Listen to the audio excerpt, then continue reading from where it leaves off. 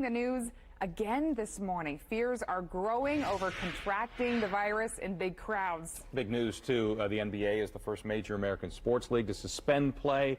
The NCAA says no fans at tournament games, at least at this point. Those games are on.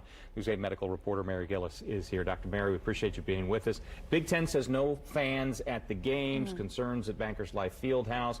Later down the line, what we may or may not see. Talk about those concerns about large crowds. What's the issue there? Sure. So what the CDC is recommending is that we practice what's called social distancing, and that means staying away from people for at least 2 meters away. And then Harvard researchers came out and said that the virus can actually live on hard surfaces. So there's a large surface area, there's lots of stadium and benches, and so it could live up to days or a couple of hours. So we want to be careful about that. At the same time, I want to talk about the players. So they're in close contact with one another, and yes, sometimes of course, very close contact. And they're hacking, they're gagging, they're spitting, they're sweating, and those droplets can get into someone's mouth and then infect a player.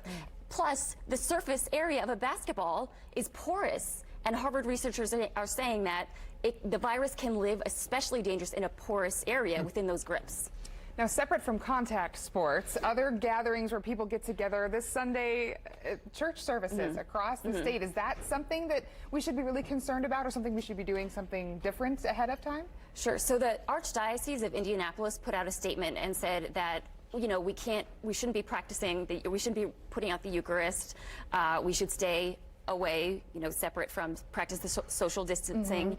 And, you know, in the end, it's up to what the parishioners want to do, but they're encouraging that people do those things in church services. A lot of talk about this word pandemic. The World Health Organization said it's heading toward a pandemic, and then yesterday said it is a pandemic. Right. What's the word mean? Does it indicate an actual change or just the way they describe it? Sure. So I'll start with an endemic. An endemic. It is a specific place in which a disease accumulates in a small geographic area.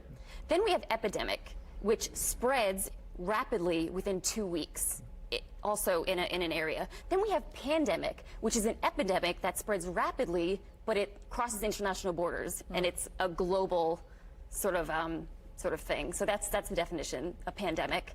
And right now, it is.